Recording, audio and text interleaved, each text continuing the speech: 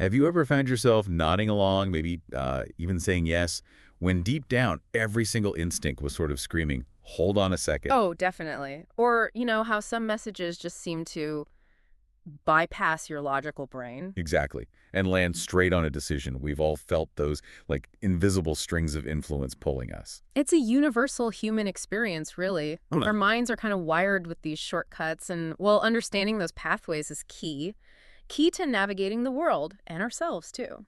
That's precisely why today we're taking a deep dive into the fascinating psychology of influence and persuasion. Mm. And our main guide for this exploration is Dr. Robert Cialdini's huge work, Influence, New and Expanded, The Psychology of Persuasion. Seminal stuff, really. Right. And this book isn't just a bestseller, over 5 million copies sold, Hmm. which is incredible. It's built on decades of rigorous, peer-reviewed research.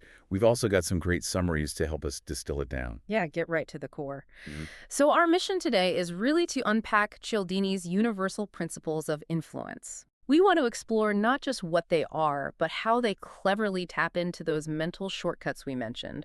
We'll use some real-world examples to make it clear. And crucially, you, our listener, will get an understanding that really empowers you. That's the goal. How to use these ideas ethically, maybe be a bit more persuasive yourself, but just as importantly, how to spot and, defend against the less ethical attempts to sway your decisions. Yeah, because this isn't just some abstract academic theory, is it? Not at all. It's about understanding human behavior in your everyday life, from making buying choices to, I don't know, navigating tricky conversations at work or home. You'll start seeing these patterns pop up everywhere. Get ready for some aha moments. Seriously, once you see these principles in action, you can't really unsee them. Okay, so let's dig in. Where do we start? The foundation, maybe? Why are we Yeah. even wired to say yes so easily sometimes? Let's do that. And Dr. Robert Cialdini, he's the guy, not just a New York Times bestseller, but someone who spent over 35 years on evidence-based scientific research. Wow, 35 years. Yeah, including, get this, a 3-year field study where he basically went undercover to learn from compliance professionals, salespeople, recruiters, advertisers. He really immersed himself then to see what actually makes people change their mind. Exactly. And through all that work, he pinpointed this crucial concept of click-where responses. Or sounds mechanical. It kind of is. These are automatic, often unconscious reactions, like fixed action patterns in animals. They make us surprisingly vulnerable to influence because we react almost, well, on autopilot. Autopilot. That sounds a little unsettling, actually. Can you give us an example? Something that really shows that, like, pre-programmed trigger. Sure. The classic one Cialdini uses involves mother turkeys. It's quite striking. Okay. So their mothering instinct, taking care of chicks, it's primarily triggered by one specific sound, the cheep cheep of young turkeys. Right, makes sense.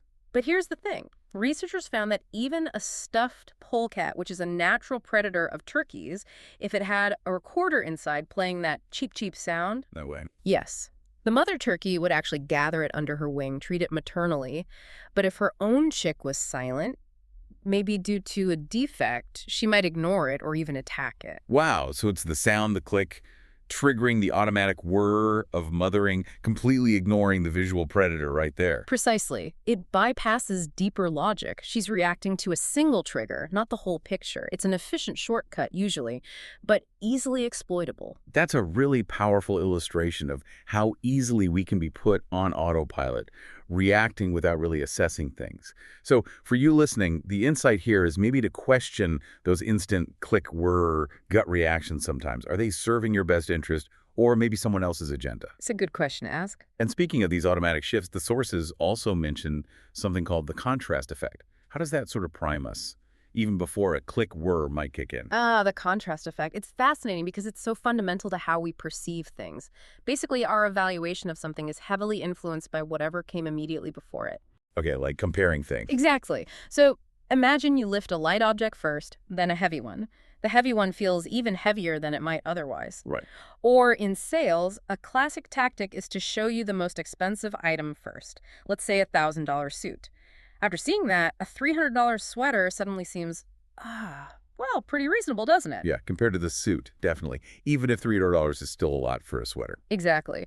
Or a real estate agent might show you a couple of rundown, overpriced houses, we call them setups, right before showing you the house they actually want you to buy. Ah, so the target house looks amazing by comparison. It subtly reframes your perception without you even consciously making that adjustment. It primes you. So it's like setting the stage.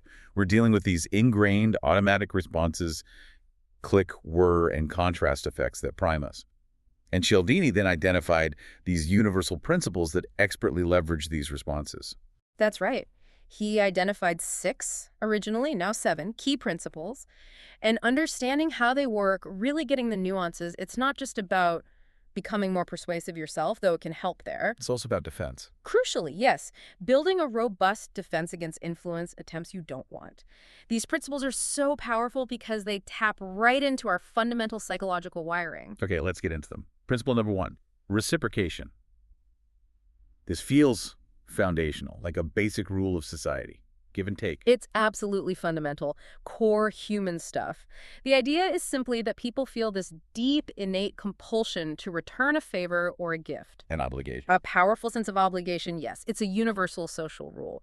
Even small, sometimes totally unsolicited gestures can create this feeling of debt, this need to balance the scales. So if a friend buys me coffee, I feel like I should get the next one. Simple enough.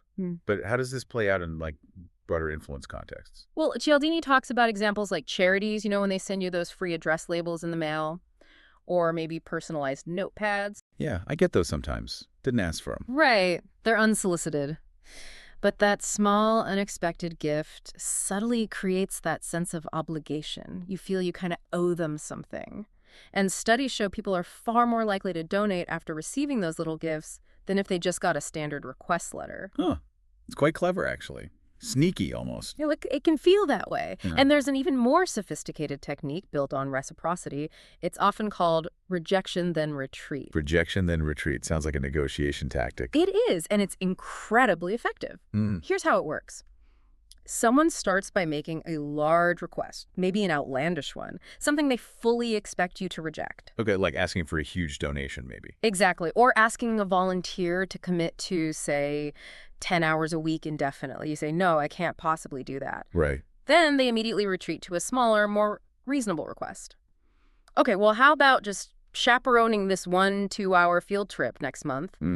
Now, because they made a concession moving from the large request to the small one, you feel this reciprocal pressure to also make a concession. You feel obligated to meet them halfway, moving from no to yes. So the second, smaller request is much more likely to get accepted, even if I might have said no to that request if they'd asked for it straight up. Precisely. It leverages that feeling of obligation created by their concession. Wow. Okay, so the big takeaway here for you, our listener, is to be aware that feeling of obligation. It doesn't just come from receiving something tangible. It can come from an unsolicited gift or even someone seemingly making a concession in a negotiation. Be mindful of that feeling of debt. Is it genuine or is it being manufactured? Good point. Recognizing the trigger is the first step. All right, so while reciprocation pulls on our sense of obligation, the next principle, commitment and consistency, taps into something else, something equally powerful maybe. Our need to see ourselves and be seen as, well, consistent, unwavering. Exactly. People have this profound desire to appear consistent with things they've already done, statements they've made, beliefs they hold. We don't like to seem flaky or irrational. Not at all. Once we make a commitment, especially if we do it actively, maybe put it in writing or say it publicly, we feel this internal pressure to follow through, to align our future actions with that past commitment.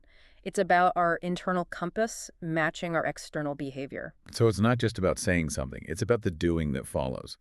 And the sources mention how starting small can be really effective here. Hugely effective. It's called the foot in the door technique. You start with a tiny, easy-to-agree-to request, something almost trivial. Like signing a petition or putting a small sticker in your window. Perfect examples. Once someone agrees to that small thing, they've made a tiny commitment. They see themselves as the kind of person who supports that cause or whatever it is. Yeah. Then, later, when you come back with a much larger request, maybe asking for a significant donation or to put a large, unattractive sign on their lawn, they're much more likely to agree. Why? To remain consistent with that initial small commitment they made. Because they've already mentally labeled themselves. Wow. And there's another tactic mentioned too, the low ball. Ah, yes, the low ball. Sneaky one. This is where someone gets you to agree to an initial, very attractive offer. You commit, maybe you agree to buy a car at a great price. Yeah, that's good. But then, after you've made that commitment, maybe even started filling out paperwork, suddenly, oops, an error is discovered, or extra fees are added. The deal isn't quite as good anymore. Oh, man. But because you've already mentally committed, made the decision, maybe even told people about it, that internal drive for consistency makes it incredibly hard to back out, even though the terms have changed for the worse. That feels really manipulative. So if we make a commitment, we want to stick to it. What makes that feeling even stronger? What really cements it? Cialdini found that the strongest commitments are those that are active, public, and require effort. Active, public, effortful. Okay. Active means you actually do something, not just passively agree. Writing something down yourself is more powerful than just hearing it. Public means others know about it. Think about announcing on social media, I'm training for a marathon. Yeah, that definitely adds pressure to follow through. Exactly. That public declaration makes you accountable. And effortful means the more work or sacrifice involved in the commitment, the more valuable it becomes to you and the more committed you feel. Think about initiation rites or the effort involved in maintaining a long-term relationship or a religious affiliation. That makes a lot of sense. The more invested you are, the harder it is to walk away. So the key insight here for you, the listener, is to be really mindful, especially of agreeing to those seemingly tiny, trivial requests. Ask yourself, where might this lead? Is this small yes paving the way for a much bigger yes down the road that I might not actually want to give? Be wary of that first small step. Okay, principle 3, social proof.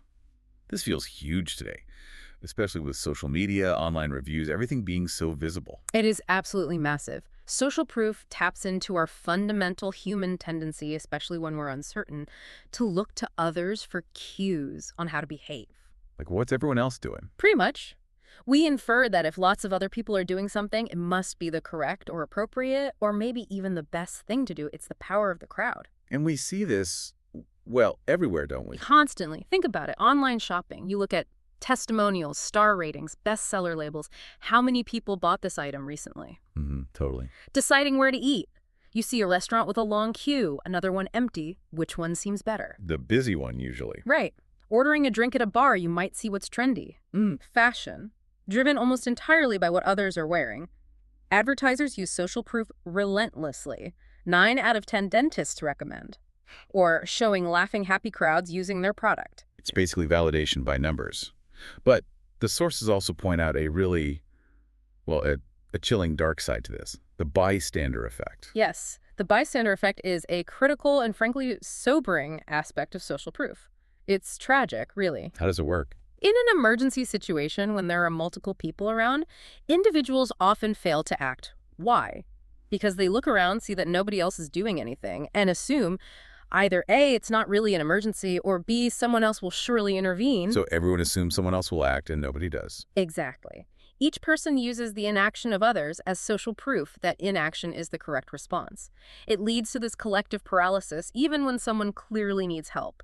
It's a stark warning about the dangers of blindly following the crowd. That's, wow, a powerful reminder that what everyone else is doing isn't always the right thing, or even a safe thing. So a crucial takeaway for you listening is to try and differentiate. Is this genuine social proof reflecting real wisdom of the crowd? Or is it manufactured popularity, maybe amplified online? And always ask, does following this crowd align with my values and best interests? Or am I just getting swept along? Critical thinking is key there. Don't outsource your judgment entirely to the group. Right. Now let's move to principle 4, liking. This one feels almost obvious. Like, of course, we're more easily persuaded by people we like. It feels intuitive, absolutely. And yet its power is often underestimated in how systematically it can be used. It's a fundamental truth. We're far more likely to say yes to people we know and like. And conversely, it's much harder to say yes to someone we dislike. So what makes us like someone, according to Cialdini? What are the key factors? He identifies several really potent ones. First, physical attractiveness. It's not fair, maybe, but it's true. Attractive people often get a halo effect. Halo effect. Yeah, we tend to unconsciously assume they're also smarter, kinder, more honest, more talented. Think about the huge influence of physically attractive celebrities or influencers, like, say, Kim Kardashian, mentioned in the notes. Part of that pull is visual appeal. Okay, attractiveness. What else? Similarity. We like people who are like us. Shared opinions, personality traits, backgrounds, even things like dressing similarly or having similar names. Salespeople are often trained to find and mention points of similarity with customers. Oh, you're from Ohio too, that kind of thing. Exactly that kind of thing. Then there are compliments. We tend to like people who compliment us, even if we suspect flattery. Really? Yeah. Even if it feels a bit insincere. Surprisingly, yes. Genuine compliments work best, of course, but even slightly transparent ones can often increase liking and compliance. Our ego enjoys being stroked. Huh, good to know. What else? Just simple contact and familiarity. We tend to like things and people we're familiar with. The more we see someone, often the more comfortable and positive we feel towards them, assuming the interactions aren't negative. And finally, cooperation. Cooperation. How does that work? When we work together with others towards a common goal, especially if it's a shared struggle or success, it builds camaraderie and liking. Think about teammates on a sports team, or colleagues collaborating successfully on a tough project. That shared effort fosters unity and positive feelings. Makes sense. That shared experience creates a bond. But liking isn't just about people, right? We can like other things, associations. Absolutely. The principle extends beyond individuals. We form associations. Think about brands. People have strong positive feelings towards brands like Starbucks or Apple, right? That liking influences their choices. Definitely. People are very loyal to certain brands. And we also associate people with good or bad things. Weather forecasters sometimes get blamed for bad weather. It's irrational, but the association sticks. Advertisers link products with attractive models or beloved celebrities, hoping the positive feelings transfer. And what about name dropping? Is that related? Yes, that's a classic example of trying to borrow positive association. Mentioning connections to successful or respected people aims to make yourself seem more likable or credible by association. Okay, so this liking principle is really broad. What's the core takeaway for our listeners? How do we guard against being swayed just because we like someone or something? I think the key is to mentally separate the person or the association from the actual request or product itself. When you feel yourself warming to someone trying to persuade you, ask yourself, do I like this person because of who they are? Or have they done specific things, compliments, highlighting similarities to make me like them in this moment? And then ask, setting aside my feelings about them, is their offer or request actually a good one on its own merits? So recognize the feeling, but analyze the deal separately. Good advice. Okay, principle 5, authority. This one feels deeply ingrained too, respecting authority figures. Deeply ingrained is right. The core idea here is that we are strongly conditioned to defer to and trust those we perceive as authority figures. Why? What's the basis for that difference? It stems from a combination of things. Often, authority figures do possess greater power, knowledge, or wisdom, and following their lead can be efficient and beneficial. Think parents, teachers, doctors. We're taught from a young age that complying with legitimate authority is generally right, and disobeying is wrong. This carries into adulthood, often operating unconsciously.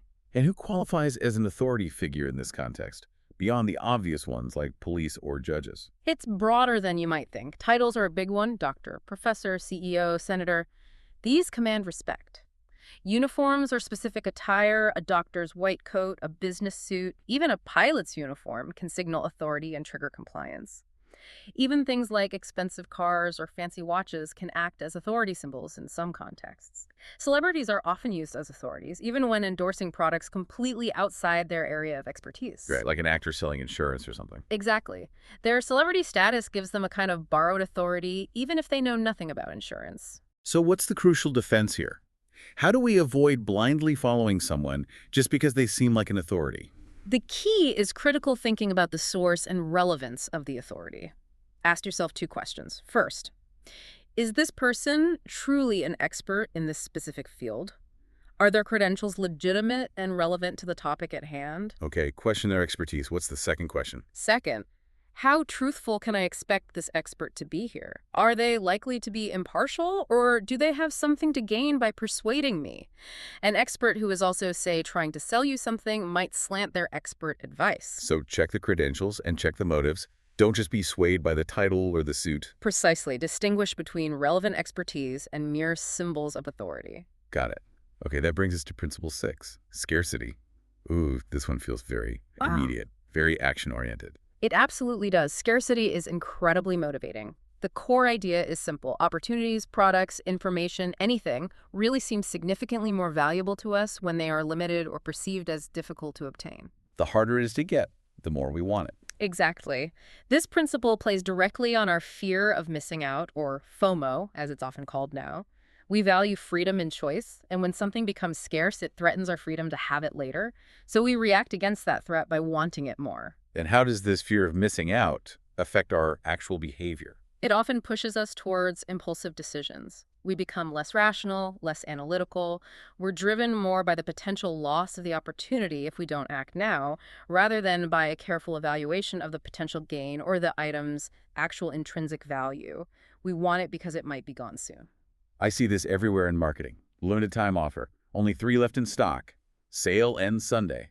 Classic scarcity tactics. They create urgency. The sources even mention specific examples like deluxe limited edition books, titles like On Wings of Blood or A Theory of Dreaming. Right, those collector's items. Exactly. They aren't just presented as special versions, they are explicitly marketed as limited. That scarcity is a core part of their appeal and justification for a higher price.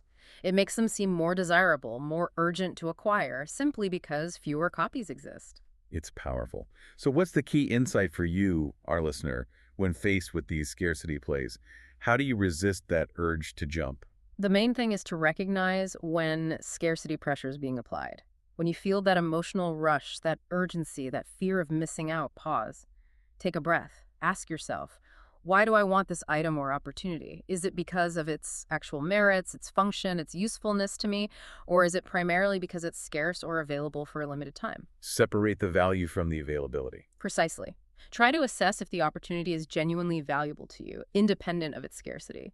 Is the limited nature just a sales tactic designed to short-circuit your rational thinking and trigger that FOMO? Good advice.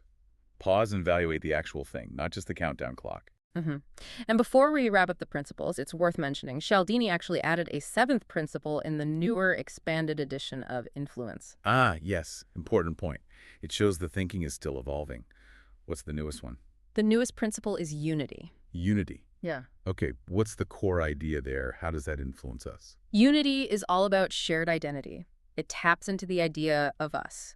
We are most influenced by people we perceive as being part of our group, our tribe, our us. So people we share an identity with, like what kind of identity? It could be family, ethnicity, nationality, political affiliation, shared religion, even fans of the same sports team or alumni of the same school. Any category where you feel a sense of shared identity, a sense of we-ness with someone else. It's about belonging, that fundamental human need. Exactly. When someone emphasizes or evokes that shared identity as fellow parents, speaking as someone who also grew up in this town, quote, "We supporters of this cause believe." It creates an immediate sense of connection and trust. Because they're one of us. Right. We automatically assume they share our values, our perspectives, our interests, and therefore we're much more open to their influence, often without even critically examining their message as much as we would if it came from an outsider. It's a powerful shortcut to trust and persuasion. That really does sound powerful, tapping into those deep tribal instincts. So for you listening, the takeaway here is to be mindful when that shared identity card is played. Is someone genuinely connecting with you based on shared values? Or are they strategically emphasizing an us and maybe implying a them to lower your guard and make you more receptive? It's about recognizing when that sense of we is being used to bypass your individual critical thinking. Genuine connection is great, but manufactured unity for persuasion deserves scrutiny. What a fascinating journey through these principles. We've covered reciprocation, commitment and consistency, social proof, liking, authority, scarcity, and now the newest one, unity. Hopefully, you listening now have a much deeper understanding of these hidden forces that are constantly, subtly shaping our decisions every single day. It really is empowering knowledge, isn't it? Once you start seeing these patterns, you become much more aware. Definitely. So, maybe the provocative thought to leave you with is this. The next time you find yourself about to say yes, especially if you're not entirely sure why, or you encounter an argument or an offer that feels incredibly compelling, almost magnetically so. Pause. Just for a moment. Yeah, pause. And ask yourself, which of these powerful principles might be at play here? Is it scarcity making me rush? Is it like making me biased? Is authority blinding me? Am I just following the crowd because of social proof? or feeling obligated due to reciprocation. And maybe the most important question, is this decision truly mine, coming from my own careful assessment? Or am I just maybe dancing to an unseen tune of influence played by someone who understands these principles really well? Recognizing them is the first absolutely crucial step. It's the start of becoming a more intentional, more self-aware decision maker in, well, pretty much every part of your life. Well said. It's about reclaiming that control over your choices.